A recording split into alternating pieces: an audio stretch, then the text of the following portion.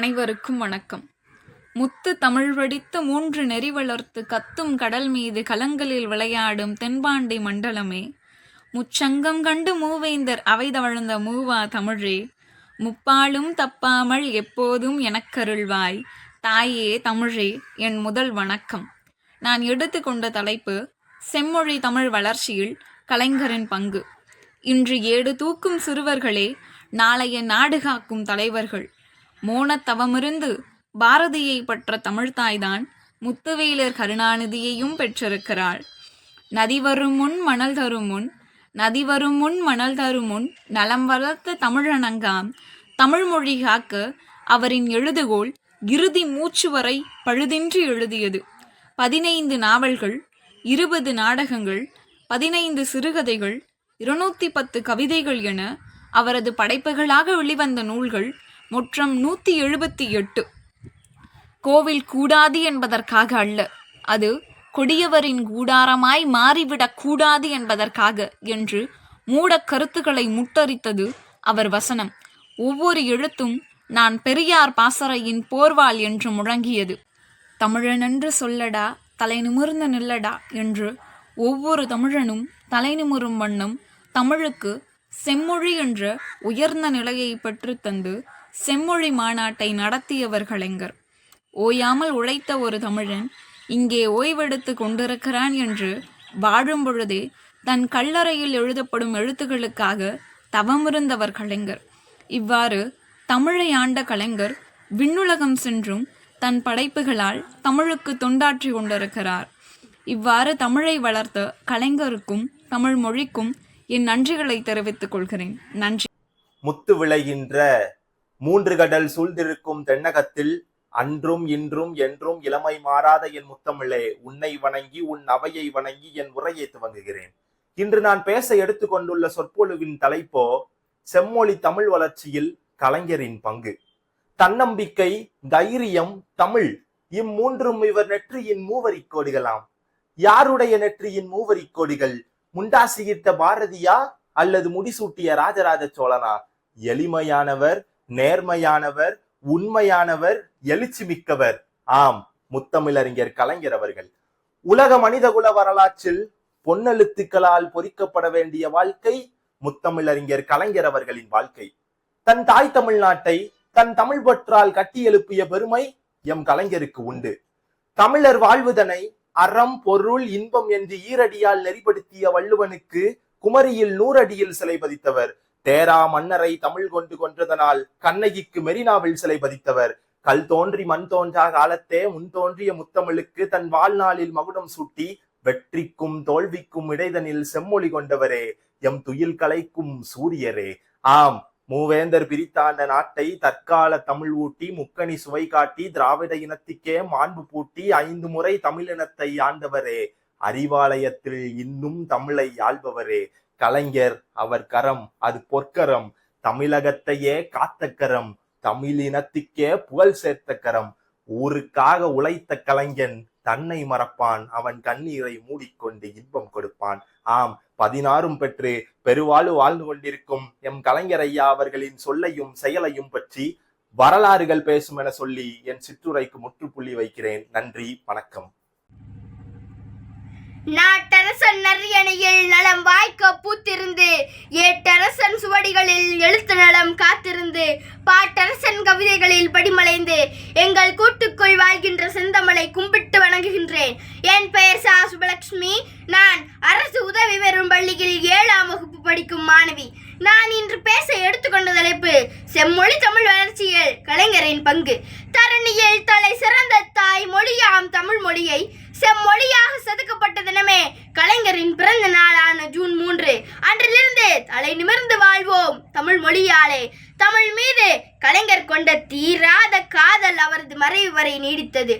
இந்திய எதிர்ப்பு தொடங்கி தமிழுக்கான செம்மொழி தகுதி வேண்டும் என்ற நெடுநாள் கோரிக்கைக்கு செயல் வடிவம் கொடுத்ததன் மூலம் தமிழை அரியணையில் ஏற்றி அழகு பார்த்தவர். அழகிய தமிழ் மொழிக்கு மாநாடு நடத்திய தமிழ்நாட்டின் சிற்பி கலைஞர் ஐயா அவர்கள். செம்மொழி தமிழ் வளர்ச்சிக்காக அரும்பாடுபட்ட கலைஞரின் பங்கு ஏராளம். சென்னையில் வள்ளுவருக்கு கோட்டம், குமரி முனையில் வள்ளுவருக்கு சிலை, பூம்புகாரில் சிலப்பதிகார கலைக்கூடம், அகர முதலி திட்ட இயக்கம், செம்மொழி தமிழாய்வு மத்திய நிறுவனம், தமிழில் பொறியியல் கல்வி, மெட்ரிகுலேஷன் பள்ளிகளில் தமிழ், அரசு பணியில் தமிழ் மொழிக்கு 20% இடஒதுக்கீடு, இணையத்தில் தமிழ், ஊர்திகளில் தமிழ், தமிழில் மருத்துவம், தேர்வாணையத்தில் தமிழ், சென்னை பேர் மாற்றம், தமிழில் கட்டாய கல்வி, தமிழ் பண்பாட்டுத்துறைக்காக ஒரு தனி அமைச்சகம் என 35 நினைவு சின்னங்களை ஏற்படுத்தி இன்றைய தலைமுறைக்காக வடிவமைத்த இலக்கியவாதி, சிந்தனையாளர், ஒப்பற்ற தலைவரின் இடியினை இல்லா பணியின் செம்மொழி காவலர் நம் கலைஞர். எத்தனையோ தமிழ் சான்றோர்களும் நம் தமிழை வளர்த்தார்கள். ஆனால் தலைவர் கலைஞர் அவர்களோ பரிதிமார் கலைஞரின் குரலை புதுடெல்லி வரை ஒலிக்கச் செய்து தமிழுக்கு செம்மொழி என்ற மகுடத்தை சூட்டினார் என்றால் அது மிகையல்ல. எம்மொழியை செம்மொழியாய் உயர்மொழியாய் பெற்று தந்த உம்மை புகழ்வதில் பெருமை தமிழருக்கே. தமிழுக்கு செம்மொழி தனித்துவம் வழங்கியவரே, மண்ணும் பாடும் மகத்துவம் புகழையே என்று கூறி எனக்கு பேச வாய்ப்பளித்த மாண்புமிகு முதலமைச்சருக்கு நன்றி கூறி விடைபெறுகின்றேன். நன்றி, வணக்கம். வணக்கம். செம்மொழி தமிழ் வளர்ச்சியில் கலைஞரின் பங்களிப்பு என்ற தலைப்புடன் உங்கள் முன் அண்ணா பல்கலைக்கழகம் MIT வளாகத்தின் மாணவி அக்ஷயா. பிள்ளைக்கு பெயர் சூட்டும் அன்னை உண்டு, ஆனால் தமிழ் அன்னைக்கு செம்மொழி என்று பெயர் தந்த பிள்ளை நீ என்றோ. திருக்குறளை பேருந்தில் அச்சடித்து வள்ளுவருக்கு குமரியில் சிலை வைத்து தொல்காப்பியர் பூங்கா, அண்ணா நூற்றாண்டு நூலகம், தமிழ் தாய்க்கு கோயில், தமிழ் வளர்ச்சிக்கென்று தனித்துறை, தமிழ் அறிஞர்களின் நூல்களை நாட்டுடைமையாக்கியது, கட்டாய பாடமாக தமிழ் என தமிழோடு கலைஞரின் நிகழ்வுகளை சொல்லிக் கொண்டே போகலாம். தமிழை செம்மொழியாக்க பல ஆண்டுகளாக முயன்றவர்தான் கலைஞர். 2004ஆம் ஆண்டு இந்தியாவிலேயே முதல் செம்மொழியாக தமிழை அறிவிக்க செய்து சாதனை படைத்தார். 2005ஆம் ஆண்டு நம்முடைய இந்திய அரசு தமிழுக்கு செம்மொழி அந்தஸ்தை வழங்கியது. அதையடுத்து 2010ஆம் ஆண்டு கோவையில் உலகத்தமிழ் செம்மொழி மாநாட்டை மிகப்பெரிய அளவில் நடத்தினார் கலைஞர். இந்த மாநாட்டில் தமிழில் அறிவியல், சங்க இலக்கிய வரலாறு, உலகத் தமிழர்களின் பங்களிப்பு போன்றவை பெருமையாக பேசப்பட்டன. உலகத் தமிழர்களிடையே பெருமிதம் ஏற்பட்டது. கலைஞருக்கு நன்றியுணர்வாக செம்மொழி தமிழ் பேரரங்கம் என்ற பெரிய கட்டடமும் கோவையில் உருவாக்கப்பட்டது. தமிழ் பற்றும் தமிழை கொண்டே ஆட்சி அமைத்த அவரது அரசியல் பயணமும் மிகப்பெரியது. ஒருமுறை பத்திரிகையாளர் திரு சோ அவர்கள் ஜெயலலிதா அம்மையாரை நேர்காணல் செய்த போது, கலைஞரிடம் பிடித்ததாக ஏதாவது இருந்தால் கூறுங்கள் என கேட்க, அதற்கு எனக்கு கலைஞரின் தமிழை பிடிக்கும் என்றாராம். ஆம், உண்மைதான். கர கர குரலை கண்டும் கேட்டும் தானே பல ஆயிரம் இளைஞர்கள் என்று கலைஞர் பின் சென்றனர். கலைஞரே, நீ தமிழோடு பிறந்த மகான். நான் நினைக்கிறேன், நீ கருவறையில் இருக்கும் போது அஞ்சுகத்தாய் தமிழ் கதைகள் படித்தார்களோ கேட்டார்களோ தெரியவில்லை. தமிழ் உம்மோடு பிறந்தது, வளர்ந்தது. இனிமேல் தமிழுக்கு விளக்கம் தர எவரும் இல்லை. பல பட்டங்கள் பெற்ற அறிஞர்கள் அஞ்சி நடுங்குவர் முக்கால தமிழை கேட்டால். சங்க தமிழ் உமது விளக்கம் கேட்டால் நீர் எந்த பல்கலைக்கழகத்தில் படித்தீர்கள்? இல்லை, நீரே தமிழ் பல்கலைக்கழகம். தமிழ் அறிஞர்களுக்கெல்லாம் அறிஞர். ஆம், அதனால் தான் நீர் முத்தமிழ் அறிஞர். ஆம், தமிழ் உம்மை முத்தமிட்டது. வாய்ப்புக்கு நன்றி, வணக்கம்.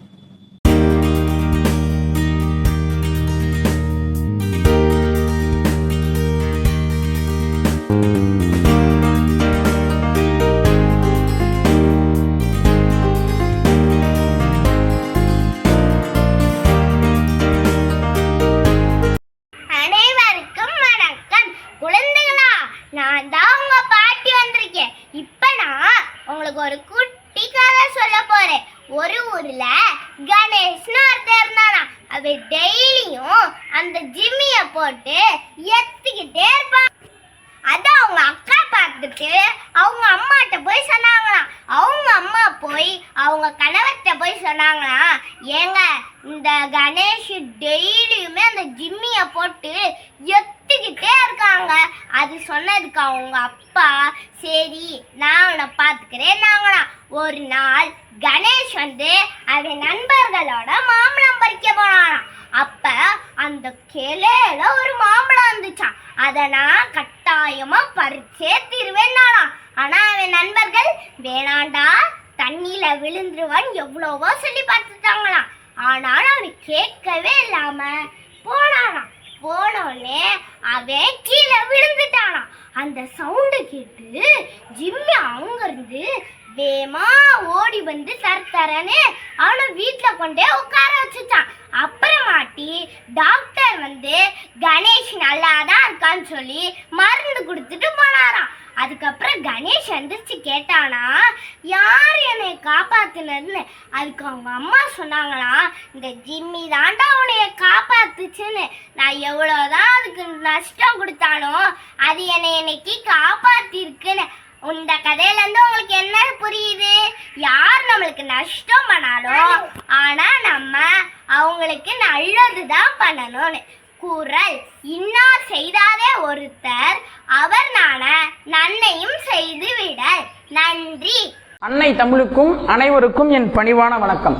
தலைப்பு குறள் சொல்லும் கதை. ஒருத்தன் என்ன பண்ணிடுறான், ஒரு பறவையை பிடிச்சிடுறான். அந்த பறவை உடனே சொல்லுது, என்னை விட்டு விடு, உனக்கு நான் 3 அறிவுரைகள் தருகிறேன் என்று சொல்கிறது. அந்த பறவை சொல்லுது, முதல் அறிவுரை என்னை விட்டு விட்டதற்கு பின்னால், 2வது அறிவுரை நான் மரத்தில் சென்று அமர்ந்ததற்கு பின்னால், 3வது அறிவுரை நான் அதிலிருந்து பறந்ததற்கு பின்னால் என்று கூறுகிறது. அவனும் சரின்னு விட்டுறான். அந்த பறவை முதல் அறிவுரை சொல்லுது, உன்னுடைய கடந்த கால தவறுகளையும் நீ இழந்தவைகளையும் கண்டு மனம் நொந்து உன் வாழ்க்கையை பாழடித்துக் கொள்ளாதே என்று கூறுகிறது. 2வது அறிவுரை, யார் எதை சொன்னாலும் அதை அப்படியே நம்பி விடாமல் உன் பகுத்தறிவை கொண்டு யோசித்து பார் என்று கூறுகிறது. இந்த 2 அறிவுரையும் சொல்லிட்டு அந்த பறவை சொல்லுது, பைத்தியக்காரா, என்னை விட்டு விட்டாயே, என்னுடைய உடம்பில் மிகப்பெரிய 2 வைரங்கள் இருக்கிறது, என்னை கொண்டிருந்தால் நீ அதை அடைந்திருக்கலாம் என்று கூறியவுடன் அவன் சொல்றான், இது மிகப்பெரிய இழப்பு தான், இது உள்ளபடியே மிகப்பெரிய தவறு தான், நான் அவனை விட்டுருக்க கூடாது அப்படின்னு சொன்னோன்னே, சரி 3வது அறிவுரையாவது சொல்லு, அதையாவது என் வாழ்க்கையில பயன்படுத்த முடியுதா பார்க்கிறேன் அப்படின்னு அவன் சொல்றான். அந்த பறவை சொல்லுது, முதலில் நான் உனக்கு கூறியதே நீ இழந்தவைகளை கண்டு மனம் நொந்து போகாதே என்றுதான் சொன்னேன், நீ அதைத்தான் தற்பொழுது பண்ணி கொண்டிருக்கிறாய் என்று கூறுகிறது. 2வதாக நான் சொன்னது, யார் எதை சொன்னாலும் அதை அப்படியே நம்பி விடாமல் உன் பகுத்தறிவை கொண்டு யோசித்து பார் என்று சொன்னேன். இவ்வளவு சின்ன பறவையான என்னுடைய வயிற்றில் எப்படி இவ்வளவு பெரிய வைரங்கள் இருக்கும், அதை நம்பிவிட்ட உன்னுடைய அறிவாளித்தனத்தை நான் பாராட்டுகிறேன் என்று சொல்லி, இந்த 2 அறிவுரையையும் பயன்படுத்த தெரியாத உனக்கு 3வது அறிவுரை பயன்படாது என்று சொல்லிவிட்டு அந்த பறவை பறந்து விடுகிறது. இதற்கு நிகரான ஒப்பான திருக்குறள், எப்பொருள் யார் யார் வாய் கேட்பினும் அப்பொருள் மெய்ப்பொருள் காண்பதறிவு. ஒருவர் ஒரு கருத்தை சொன்னால் அதை அப்படியே நம்பிவிடக்கூடாது. அந்த கருத்து சரியாக இருந்தால் அவரை பற்றிய ஆராய்ச்சியில் நாம் ஈடுபடக்கூடாது.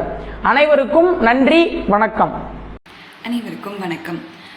நம்ம இதுவரைக்கும் எந்த இலக்கிய வகைகள் எடுத்துக்கிட்டாலுமே பெண்கள் அப்படின்னு சொன்னாலே ஒரு மென்மை, எல்லாத்தையும் அனுசரித்து போகக்கூடியவங்க, எவ்வளோ பெரிய துன்பம் வந்தாலும் அதையும் தாங்கி கொண்டு வாழக்கூடியவர்கள் அப்படிங்கிற ஒரு கட்டுக்கோப்பான பெண்களை தான் நம்ம பார்த்துக்கிட்டே இருந்திருக்கோம். ஆனால் பெண்களுக்கும் வலி உண்டு, அந்த வலியை அவங்களாலையும் தாங்க முடியாமல் போகும் அப்படிங்கிறத சொல்கிற இலக்கியங்கள் இருக்குது. ஆனால் பெரிதளவில் பேசப்படுதா அப்படின்னா கிடையாது. அதே மாதிரி தான் திருக்குறளில் எவ்வளவோ கருத்து இருந்தாலும் பெண்ணுடைய ஒரு சிறு வலியை அவங்க குறிப்பிடுறாங்க.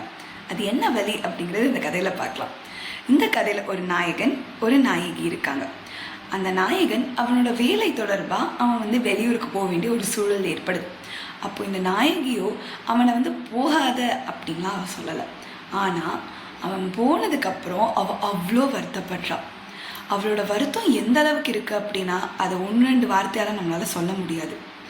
அவள் உடல் மெலிந்து அந்த பிரிவின் நாட்டத்தால் அவள் வளையலே அவ்வளோ மெலிஞ்சு போன அந்த கையிலேருந்து வெளியில் விழற அளவுக்கு அவளுக்கு அவ்வளவு ஒரு வாட்டம் ஏற்படுது. அப்படி ஒரு துன்ப சூழலில் அவள் நிறைய இன்னல்களை சந்திக்கிறாள். இன்னல்கள் அப்படிங்கிறது எப்பயுமே நம்மளுக்கு சமூகத்தில் நடக்கணும்னு கிடையாது, நம்ம மன ரீதியாக நடக்கிறதும் இன்னல் தான்.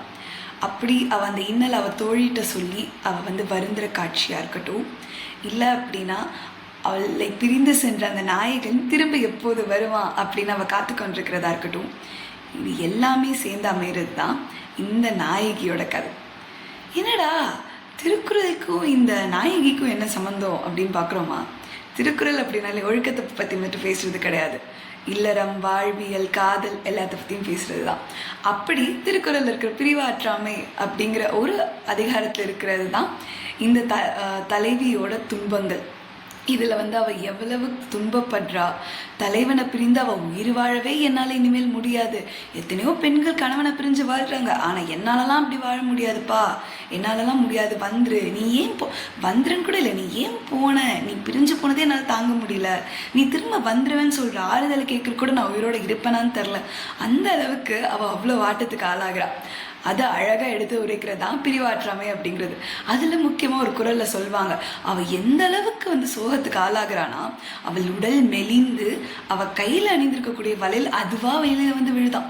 அவள் வாயால் சொல்லணும்னு இல்லையா தலைவன் பிரிந்து சென்று விட்டான் அப்படின்னு.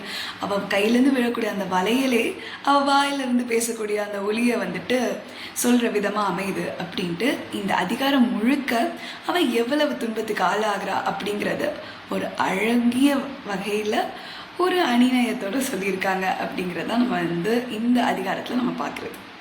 அனைவருக்கும் நன்றி. வணக்கம். நான் சூடாமணி, வயது 15, திருநெல்வேலியிலிருந்து. புறநானூறு பாடல் 190 ஒரு கதையா சொல்லலாம் அப்படின்னு வந்திருக்கேன். இப்ப கதைக்குள்ள போலாமா? நான் கலைஞர் நூலகத்துல என் நண்பர்களுக்காக காத்திருந்தேன். அப்ப மேஜில இருந்த ஒரு புத்தகம் என்கிட்ட பேச ஆரம்பிச்சது. புத்தகம் பேசுதா அப்படின்னு நான் ஆச்சரியத்தோட பார்க்கும்போது அந்த புத்தகம் என்கிட்ட கேட்டுச்சு, நீ யாருக்காக காத்திருக்க அப்படின்னு. நான் என் நண்பர்களுக்காக காத்திருக்கேன் அப்படின்னு நான் சொல்லும் போது அந்த புத்தகம் கேட்டுச்சு, எலியா புலியா அப்படின்னு கேட்கும்போது நான் என் நண்பர்கள் மனிதர்கள் தான் அப்படின்னு சொன்னோம்னா அந்த புத்தகம் திருப்பியும் கேட்டுச்சு, உன் நண்பர்களுக்கு எலி மாதிரி குணம் இருக்குமா புலி மாதிரி குணம் இருக்குமா அப்படின்னு கேட்கும்போது எனக்கு ஒண்ணுமே புரியலையே அப்படின்னா, சரி வா அப்படின்னு சொல்லிட்டு என்ன ஒரு வயல்வெளிக்கு கூட்டு போச்சு. அங்க ஒரு எலி நெற்கதிர்கள் எல்லாத்தையுமே திருடி அதை சேமிச்சு வச்சுக்கிட்டு இருந்துச்சு. அப்ப அந்த புத்தகம் சொல்லிச்சு, இந்த மாதிரி மிச்சவங்க உழைப்ப திருடி அதை சேமிச்சு வைக்கிறது எலியோட குணம் அப்படின்னு சொல்லிச்சு. இப்படி சொல்லிக்கிட்டு இருக்கும் போதே ரொம்ப பசியோட அங்க ஒரு புலி வந்துச்சு. அதுக்கு முன்னாடி ஒரு மிருகம் கிடந்துச்சு. அந்த மிருகத்தை சாப்பிடாம போயிடுச்சு. அப்போ அந்த புத்தகம் சொல்லிச்சு, இந்த மாதிரி மிச்ச மிருகங்கள் வேட்டையாடின ஒரு விலங்க புலி சாப்பிடாது அப்படின்னு சொல்லிச்சு. அதுக்கு முன்னாடி அப்போ ஒரு பன்னி வந்துச்சு. அந்த பன்னியை அடிச்சு வீழ்த்திட்டு சாப்பிடாம போயிடுச்சு. ஏன் அப்படின்னு அந்த புத்தகத்தை கேட்கும் போது அந்த புத்தகம் சொல்லிச்சு, புலி எப்பவுமே வலப்பக்கம் விழுந்த மிருகத்தை மட்டும் தான் சாப்பிடும், ஆனா இந்த பன்றி இடப்பக்கம் விழுந்துடுச்சு, அதனால சாப்பிடாம போயிடுச்சு அப்படின்னு சொல்லிச்சு. அப்போ அங்க ஒரு பெரிய யானை வந்துச்சு. அந்த யானையோட சண்டை போட்டு இந்த புலி அதை வலப்பக்கம் வீழ்த்தி அப்புறமா அந்த யானையை சாப்பிட்டுச்சு. அப்போ அந்த புத்தகம் சொல்லிச்சு, இந்த மாதிரி தான் கொள்கையோட சொந்த உழைப்புல இருக்கிறதா புலியோட குணம் அப்படின்னு சொல்லிட்டு திருப்பி என்ன நூலகத்துக்கே கூட்டு வந்துச்சு. நூலகத்துக்கு கூட்டு வந்து இப்போ சொல்லு, உன் நண்பர்கள் புலியா எலியா அப்படின்னு கேட்கும்போது நான் சொன்னேன், கலைஞர் நூலகத்துக்கு வர எல்லாரும் புலிகளா தானே இருப்பாங்க அப்படின்னு சொல்லும் போது புகைப்படத்துல இருந்து கலைஞர் என்னை பார்த்து சிரித்து கொண்டே இருந்தாங்க. வணக்கம். திருக்குறள் கதைகள் நட்பு அதிகாரம் குறள் 784. நகுதற் பொருட்டன்று நட்டல் மிகுதிக்கண் மேற்சென்று இடித்தற் பொருட்டு. விளக்கம். நட்பு செய்து கொள்வது நண்பரோடு சிரித்து மகிழ்வதற்காக மட்டுமன்று, அவர் தவறு செய்யும் பொழுது அவரை கடிந்து திருத்துவதற்கே ஆகும். சுந்தரமும் சங்கரனும் பால்ய நண்பர்கள். இருவர் வீட்டிலும் எந்த நிகழ்வானாலும் ஒருவரின்றி ஒருவர் இதுவரை இருந்ததில்லை. சுந்தரத்திற்கு ஒரு மகன் மட்டுமே, சங்கரனுக்கோ 3 பெண் குழந்தைகள். 2 பெண்களுக்கு திருமணம் முடித்து தற்போது 3வது பெண்ணிற்கு திருமண ஏற்பாடு நடந்து கொண்டிருந்தது. வெவ்வேறு அலுவலகம் என்றாலும் இருவரும் தினமும் மாலை நடைப்பயணத்தில் சந்திப்பது வழக்கம். சங்கரனின் பெண்ணுக்கு முதலில் வரதட்சணை வேண்டாம் என்று சொன்ன குடும்பத்தினர் இப்பொழுது பையனுக்கு கார் மட்டும் வாங்கி கொடுத்துடுங்க என்றதும் சங்கரன் என்ன செய்வதென்று தெரியாமல் திகைத்து நின்றார். விஷயம் அறிந்து கோபப்பட்ட சுந்தரம், நாம போலீஸில் சொல்லலாம்டா என்றார். ஐயோ, அப்படி எதுவும் செய்திடாத, வீட்டில் எல்லோருக்கும் மாப்பிள்ளையை பிடித்திருக்கு, நாம பணத்தை தயார் செய்யும் வழியைத்தான் யோசிக்கணும் என்றார் சங்கரன். சங்கரா, அவர்கள் வேண்டாம் என்றாலும் பெண்ணுக்கு நீ வாங்கிய 20 சவரன் நகை இருக்கே, அதை விற்று கார் வாங்கலாமாடா? இல்லடா, மரகதமும் மகளும் பார்த்து பார்த்து வாங்கிய நகைகள், அதை விற்றால் மனவளவில் அவர்கள் பாதிக்கப்படுவார்கள். நான் நாளை நெருங்கிய உறவுகளிடம் கேட்டு பார்க்கிறேன், மீதத்திற்கு வட்டியில் வாங்கும்படி இருக்கலாம், பார்ப்போம் என்றார். சரிடா, என் மகனிடமிருந்து என்னால் 1 லட்சம் வரை வாங்கித்தர முடியும், நாளை பணத்தோடு வருகிறேன் என்றார். சங்கரனுக்கு உறவினர்களிடமிருந்து இல்லை என்ற பதிலே வந்ததால் மிகுந்த மன உளைச்சலுடன் அலுவலகத்திற்கு வந்தார். கட்டிட விதிமுறைகளை பின்பற்றாமல் பெரியவர் ஒருவர் 14 மாடி கட்டுவதற்கு கொண்டு வந்த செயல் திட்டத்திற்கு ஒப்புதல் அளித்து கையெழுத்து பெற காத்திருந்தார். தினமும் வந்து இவர் பேசுவதும் சங்கரன் மறுப்பதும் 1 மாத காலமாகவே நடந்து வருகிறது. இதை திருத்தி கொண்டு வந்தால்தான் கையெழுத்திட முடியும், இப்படி தினம் வந்து தொந்தரவு செய்யாதீங்க என்றார். பாருங்க சங்கரன், நீங்க கையெழுத்திட்டால் மேலாளரிடம் என்னுடைய வேலை சுமூகமாக முடிந்துவிடும். இதற்காக உங்களுக்கு 5 லட்சம் வரை கொடுக்க எங்கள் நிறுவனம் தயாராக இருக்கிறது. யோசித்து முடிவு செய்யுங்கள் என்று கூறினார் அந்த பெரியவர். பெண்ணின் திருமணத்தால் இதுவரை அசையாத சங்கரனின் மனம் மெல்ல அசையத் தொடங்கியது. மாலையில் 1 லட்சத்துடன் வந்த சுந்தரத்திடம் கட்டிட ஒப்புதல் பத்திரம் பற்றிய விவரத்தை விளக்கி, கடவுளே எனக்கு இந்த வழியை காட்டியிருக்கிறார் சுந்தரம் என்றதும் சுந்தரம் கோபத்தின் உச்சிக்கே போய்விட்டார். உனக்கு மூளை வேலை செய்யவில்லை, விதிமீறலுக்கு ஒப்புதலா? இது அறத்துக்கு புறம்பான செயல். கடவுள் எப்போதும் தவறான வழியை காட்ட மாட்டார் என்று சத்தம் போட்டு நண்பனை கண்டித்தார். என் பொண்ணு கல்யாணம் நின்று போயிடுண்டா, கையில் வெண்ணெயை வைத்துக்கிட்டோ நெய்க்கு யாராவது அலைவாங்களா? அது முட்டாள்தனம் இல்லையா என்றார் சங்கரன். நேர்மையாக சம்பாதித்து 2 பெண்களுக்கு திருமணம் முடித்து நீயா இப்படி பேசுவது? திருமணத்திற்கு இன்னும் 1 மாதம் இருக்கிறது. நாம் வேறு வழியை யோசிக்கலாமடா. நண்பன் தவறு செய்யும் போது அவனை கண்டித்து திருத்துவதுதான் நல்ல நட்பு. நீ இப்படி ஒரு கீழான செயலை செய்ய நான் எப்போதும் அனுமதிக்க மாட்டேன். மீறினால் நானே நீ லஞ்சம் வாங்க போவதை காவல் நிலையத்துக்கு சொல்லிவிடுவேன் என்று கூறிவிட்டு வேகமாக புறப்பட்டார் சுந்தரம். தவறு செய்துவிட்டு நீ தண்டனை அனுபவித்தால் உன் பெண்ணின் வாழ்க்கையைத்தான் அது பாதிக்கும் என்று சொன்ன சுந்தரத்தின் வார்த்தைகளால் இரவு முழுவதும் தூக்கமின்றி புரண்டு கொண்டிருந்தார் சங்கரன். காலை அலுவலகம் வந்ததும் முதல் வேலையாக அந்த கட்டிடம் தொடர்பான கோப்பினை எடுத்து நிராகரிக்கப்பட்டது என்று எழுதி கையொப்பமிட்டார். நண்பன் எதை சொன்னாலும் அது நம்முடைய நன்மைக்கே என்று நல்ல முடிவை எடுத்த சங்கரன் தன் நண்பன் சுந்தரத்தை காண அவருடைய அலுவலகம் நோக்கி விரைந்தார். அங்கே சுந்தரம் மாலையும் கழுத்துமாக நிற்க அனைவரும் கைகுலுக்கி வாழ்த்துக்களை தெரிவித்துக் கொண்டிருந்தனர். சங்கரனை பார்த்ததும் ஓடி வந்து கட்டிக்கொண்டார் சுந்தரம்.